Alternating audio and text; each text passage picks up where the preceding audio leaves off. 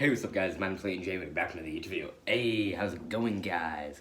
So, today's topic is going to be about how to start transitioning. I kind of have a little bit of notes right there. I'm going to tell you guys how to start transitioning, plus I'm going to tell you guys how I did at the same time, and maybe see how I could have changed it a little bit. So, yeah, let's get into it. So, what I first did is I cut my hair really long on top. It's probably like this long on top, and the sides were pretty short, maybe a little longer than this. That's what I first did, and that was around freshman to sophomore year of my high school, and I wasn't out yet. I think people are probably knowing by now. I might have been out to a couple friends, but for sure not my parents yet, and not like officially being called Clayton. I think I was still being called Claudia at the time. And then I finally came out. I think I came out sophomore year. So maybe I cut my hair the end of freshman year. I came out sophomore year. I first came out as not straight. And I came out to like the school first before I came out of the school to trans before I came out to my family. And they didn't support me. So this is kind of how I came out with unsupported family too. So like it might be different if you guys want to transition. It might be easier than this. If I keep looking this way, I have my notes right there. But yeah, so the first thing with unsupported family, parents, that's why I first cut my hair. It might have been easier for you guys. If you guys have supported family, it might be easier. You guys might be able to like come out first, and they'll like give you a good haircut. I still got like sort of a girly haircut, kind of like a pixie cut and stuff like that. It wasn't like officially a male thing. I think my hair cutter at the time was my aunt. So when I showed her a picture, I showed her a picture of a girl, like a girl pixie cut, because I wasn't out yet, and they don't support me. They still don't. I guess I haven't seen them, but like they didn't support me at the time. And so I asked for like a girl haircut. So I still had to kind of style it like a girl way. I remember I was doing like putting my hair up like how I always have it, like up to here, whatever. And my dad was like, you either make it look nice, or I'm shaving it off. Like that's what I was known for at school. The next day when I showed up and I had to like wear my hair flat, I looked ugly. Everyone at school was like, who are you? Like, what did you do? That's not your normal hair. Where's your hair? Like, my hair was like crazy up to here, and everyone loved it. Like, that's what I was known for, like the crazy hair. But he actually made me stop doing that. That's how strict my parents were. They wouldn't even let me. I was literally, and I'm older than everyone else. So freshman year I was 16, sophomore year I was 17, and then junior and senior year I graduated when I was 18. So I kind of threw both of them together because I quit school and got my GED. So I graduated when I was 18 still. But so I was literally 16, 17 years old. Like my dad controlling me, telling me I can't wear my hair the way I want to. Like, bro, like that's what makes me, my hair, you know?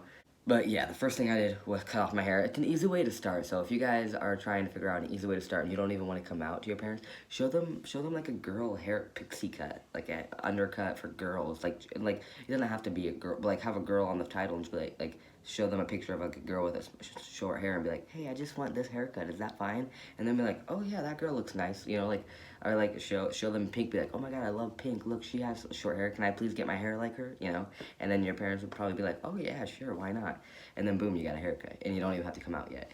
Then after that, I did come out. They didn't really support me. They kind of just like blew it off, like, oh yeah, I knew you were trans, and then never supported me. So it's kind of like, okay, now what do I do? You know, it's awkward. And then after I turned 18, so after I came out, so what I did was I cut my hair, and then after I came out, they kind of just ignored it until I turned 18 and I finally left. So nothing really happened in the house, like when I lived with my parents. It was just, I cut my hair and I came out, and then they kind of just tried to avoid it the whole time, like, ooh, he's trans, but I'm not going to support him. They called me a girl the whole time. They called me Claudia the whole time. So then I finally moved when I was 18. And then after that, I finally got my transition going, and I started looking for a therapist. Finally found a therapist. I'm on testosterone. And then I finally got on testosterone because here in Iowa, you have to get therapists recommend, like they have to sign off and be like, yeah, he's trans, blah, blah, blah. And then after that, I got my name changed, and my name's officially changed to Clayton J Reeves. Even my name pre-T was Claudia Joy Kester. I did not want to be recognized as a Kester anymore. He was not my dad. So I changed my name to my mom's maiden name, but that's not why I did it. I did it because my grandpa died. Didn't even go to his funeral, and he was like my favorite person in the entire world. He didn't even get to see me come out. He died in 2016. I pretty much came out when he died. Didn't go to his funeral. I barely got to see him because that's my mom's grandpa. Well, my mom's dad, my grandpa. My mom's dad, and who I was living with was my dad and my stepmom. Well, like my adopted dad, and my stepmother. And they kind of didn't want me to be around anything to do with my mom, you know? So I didn't, they asked me if I want to go to their funeral, but they were so strict they would have came with me, and I would have literally looked like a little 5-year-old with their dad when I'm literally 16. Because when he died in 2016, I'd be 16 years old.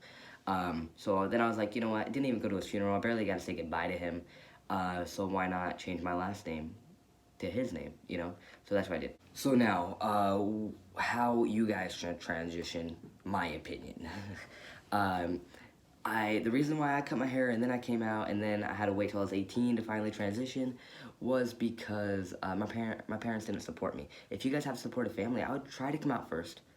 Maybe do that little pixie cut thing, like before you come out actually, because what if they don't support you? That's kind of why I did it, because maybe if I came out first and then I got my hair, and they were so strict, like if I cut my own hair or something, I would have been grounded, so I had to, and my aunt was a hair cutter, so they probably would have been mad at me, like, why are you cutting your own hair? You have an aunt that you get free haircuts from, you know?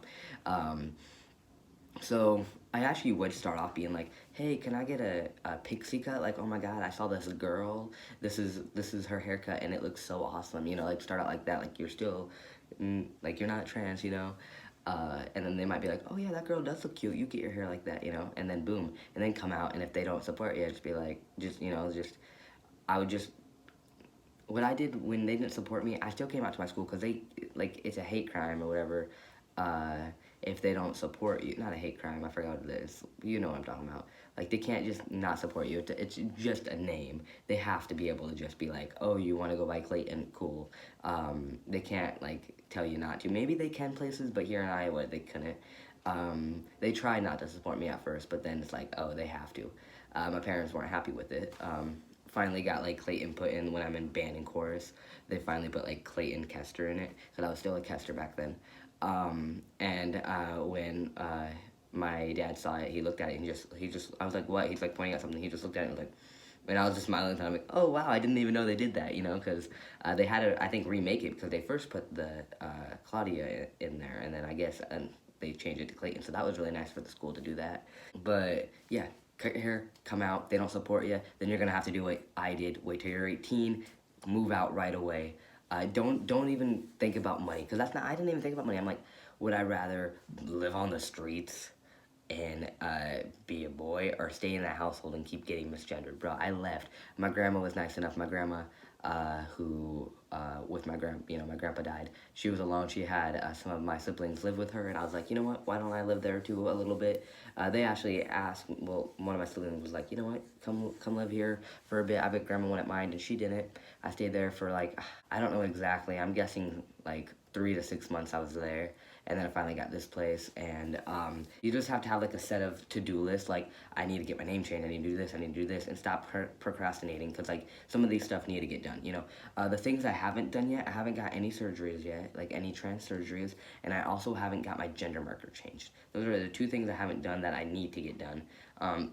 Surgery I'm probably not going to get done for a long time because that's a lot of money, but my gender marker change, I'm guessing it should only be like 100 the top. Like a name change was only 100, a little more than $100, I think. Less than 200, more than 100.